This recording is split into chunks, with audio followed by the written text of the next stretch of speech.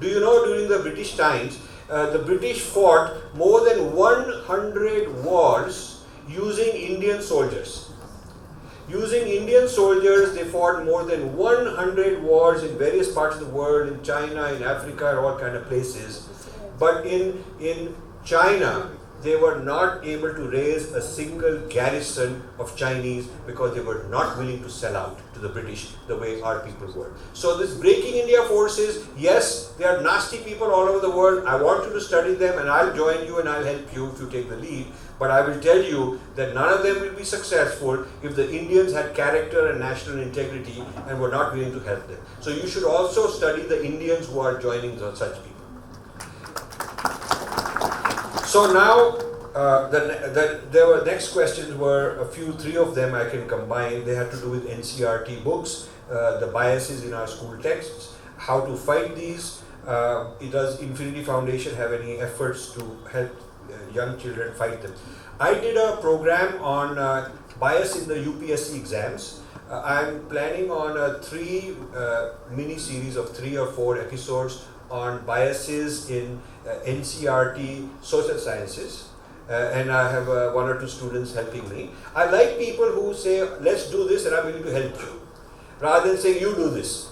So when some young people said there are biases in the social sciences, another person said biases in the political science textbooks, I said, are you willing to go through the textbook, give me 20 examples of what's bias, I'll give you a response, and we can get started. So I have people helping me in social sciences and political science, and I'm going to do some response and some awareness building about those. The bigger problem is an HRD problem. The HRD has to do a better job, faster job in dismantling the old and putting in new. You see, the school level and the college level and the research level are all integrated, because after all, school textbooks are also written by college professors. And the college is not just a teaching establishment which is tainted, but also a lot of these social sciences and think tanks and so on that have been started by Nirula Sen since 1970s. They are the ones still ruling. They are the ones still producing the knowledge, and in the last 4 years our government has not dismantled them. So I would say one of the areas I'm disappointed with our government is that they have not been able to change the education system, whether it is school level, college level, or the independent think tanks. A lot more needs to be done. Changes have been made. For instance, ICPR, where Professor Leela works, is on the organizing committee, has changed. They have brought in new people. ICHR, yes, but many of them still not changed enough. And hopefully this will be done in the next term, because these things do take time. There is politics. People who've been on the board had a certain term. That term had to expire. They couldn't just kick them out. So some of that will happen in due course. But there is no magic solution I can offer you today on the school textbooks and say, here is what it is. Meanwhile, it's these young girls who were very audacious, very brave, very courageous. I salute them, and I think that they have to stick their necks out and do it. They should go on to the social media, they should write blogs, they should give case studies. Here is what my teacher says, this is what is wrong with it, this is what I turned in the homework assignment, and this is why they scolded me and gave me bad marks. These kind of case studies need to come out. So we need to start complaining and revolting more openly in the public.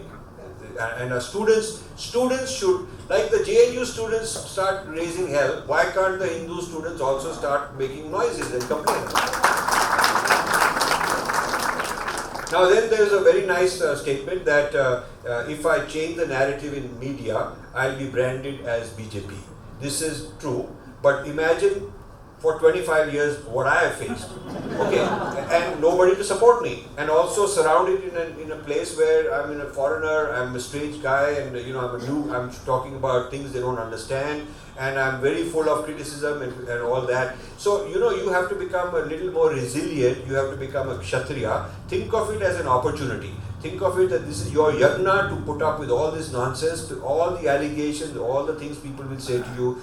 Part of your yagna, part of your tapasya is to put up with all that, become tough, and just go on fighting, and don't be bothered by how people brand you. I have been branded in such a way that my friends and family started asking me and still ask me, why are you doing this? What's the problem? Why are you doing it? Why do you have to do it? They are not interested, let them fight for themselves. Why are you giving up the good life that you earned, the good life that you deserve? Why are you doing all this? Who are you doing it for? So imagine what I have to go through to answer my friends and family who don't necessarily relate or understand why I am doing this for others. If I were doing it for myself, yes, that makes sense. But if I'm doing it for lots of other people who don't, many of them don't even care. Many of them maybe don't even deserve all this help because they're lazy. Why am I doing it? So if I'm doing it, I think you should also do it. Okay?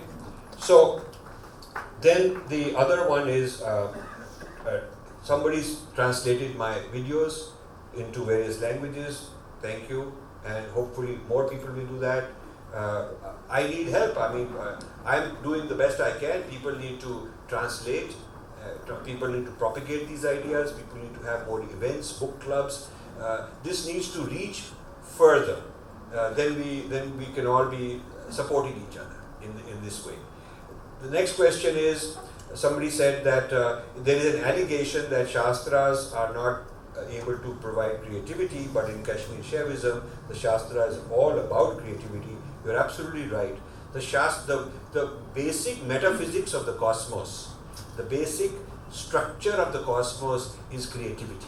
That the cosmos is itself a creative, conscious being. That is what our Shastras teach us. So obviously anyone who says that a study of the Shastras is fossilized, fixed, uncreative, are wrong. And that is why we have this book with 7 articles giving a rebuttal to this claim, false claim, that the Shastras are to be blamed. So I fully agree with you. Next question is, can we start a legal procedure? I don't know Indian law. I don't know what the laws are here, but you should get some lawyers together and maybe try. I mean, there is no reason not to. I don't like this gunda stuff and yelling, screaming and burning books and all. I think you should follow the legal procedure. You should follow legal procedure, and what I'm doing is providing the ammunition. Basically, I'm saying here is what's wrong in what somebody is saying, and what should be the legal ramifications versus their freedom of speech. That's something the Indian courts will decide. People who know the law better than I do should organize and take some action. Then there is this question, we should remove language and culture from politics. I don't know if you can do that, and I'm not sure it's a wise thing to do. I mean, that's just human nature. Language and culture are part of human life. Our identities are shaped by them. So everywhere in the world where there's politics, people have a sense of who they are, and they are politically aligned in that way. So I don't think you can remove language or culture from politics. I think what you have to do is create a sense of nationalism, nation, politics of nation, rather than politics of local fragment, local subgroup, caste, jati, language. Instead of being aligned with those, you should enjoy the culture, you should enjoy the language, you should enjoy all that. But when it comes to your allegiance should be as a patriotic Indian. So you can have both. You can have the language and culture, and you can also have a sense of nationalism. Both of them, but with a certain priority. One takes precedence over the other. I certainly, if I were a person in a region where we're very proud of our language, like I tell my Tamil friends, it's good. They should be proud of their language and their culture. But the thing is, it should be superseded with a higher priority towards the nation.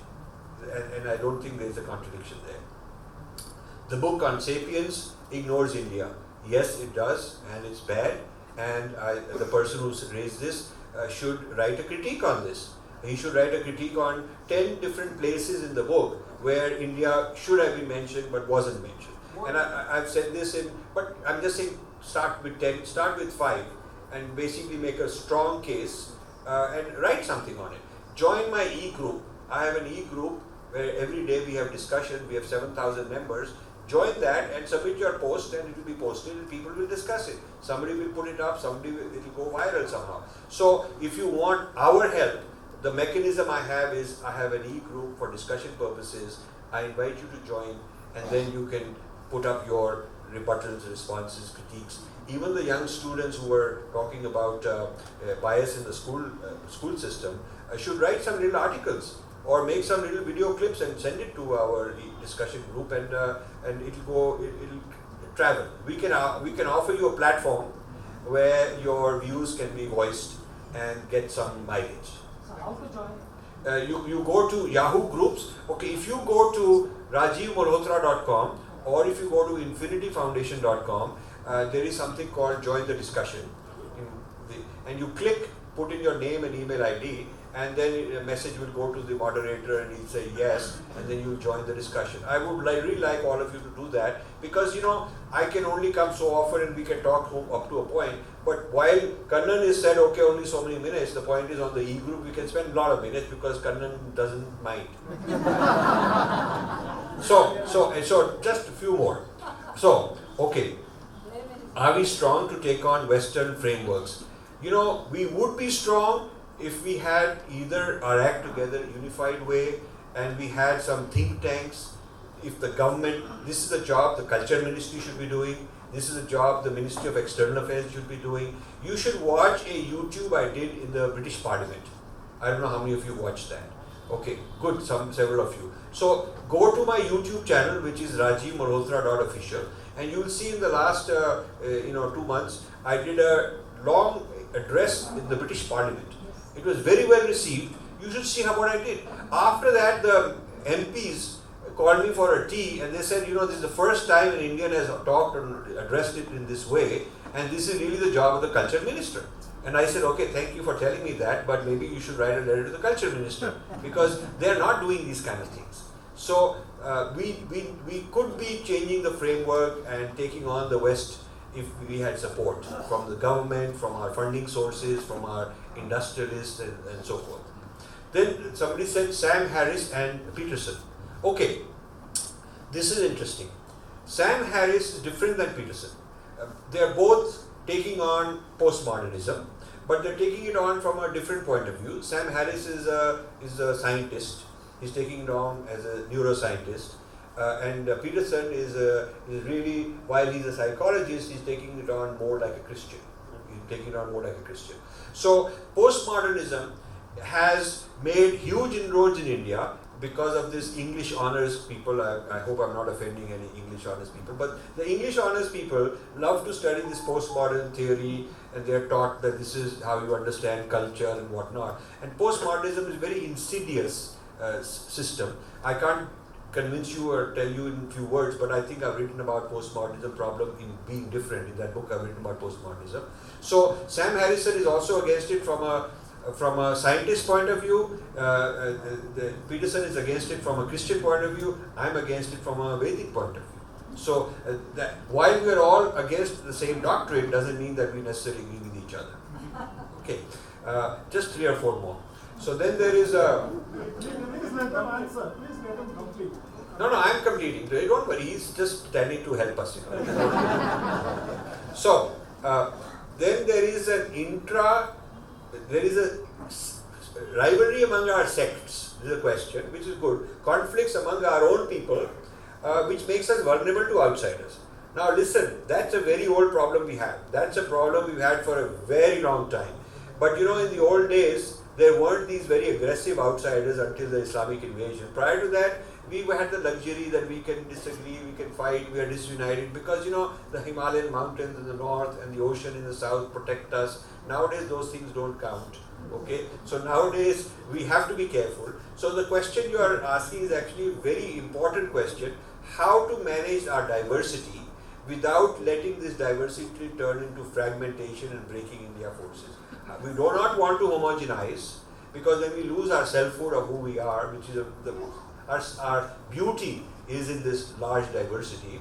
At the same time, we don't want it to be captured and put under the control of outsiders. This is a very big topic. I write a lot about it, and we can continue the discussion. There is no simple answer to this.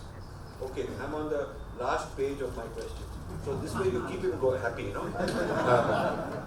So somebody said, if I want to do Purva Paksha of the opponent, should I read Battle for Sanskrit or just start my Purva Paksha? Well, I put in 2 years and I read very fast and I read very, very detailed stuff, and it took me that long to understand, get to the bottom of what they are trying to say, which is not so obvious to the reader, but deep inside are buried lot of bombs against us. On the surface, lot of nice, polite stuff. So you may try figuring it out on your own. If you have a lot of background in heavy reading and understanding Western thought, Western philosophy, argumentation, and so on, then you might be able to figure it out if you spend 2 years or more. Otherwise, what we did for our scholars, Kannan is in fact is one of those who suggested it, because when I was looking for people to continue this Purva Paksha against Pollock, I sent to Kannan, and Kannan said, I've tried, I've looked at all his stuff, it will take me 2-3 years to figure it out. To figure out what Pollock is saying. So I said, let me simplify it. So we gave reading, I gave some summaries, I gave some reading. I was coaching our team how to understand the opposing side. So because they're trained more about our Shastra, they're not trained about the other side. So my job was a bridge. My job has been as a bridge, understanding the other side and bringing that knowledge in a simpler form to our side so that they can do the Purva Paksha. So that is how we are going about it. Then, do we consider Western okay, so those Westerners, according to this question, those Westerners who are not sufficiently literate in the Vedas should not be criticizing us. Okay, but the point is we can't stop it. It's a free word. They can. They'll do it. Whether they're qualified or not, according to us, they'll do it. So it is might is right. It is not truth prevails. It's might prevails. Power prevails, not truth. So whether they have truth on their side, according to our text, you need to have experienced it, you need to be with a prepared guru, otherwise you're not allowed to comment, but they don't care. So if they can write all this stuff and they have power, and they have media on their side, and they have institutions that will propagate, Indian government will give them awards, Indian industrialists will give them grants, and the Indian students will flock there to study with them. If they have these means to propagate their knowledge, then they're going to go on doing it. It has nothing to do with whether it is a good thing or a bad thing from a moral standpoint. The winning and losing is not determined by morality. It is not a moral outcome in competitive sports or warfare. It is whoever is more powerful. So that's how it's being decided. Last two questions. So what should be the BJP manifesto? Wow. Okay. So I think BJP should not limit its leadership to those who are within the party, within the Sangh. They should be willing to bring qualified outsiders who are aligned with them into senior positions, and they're not doing that.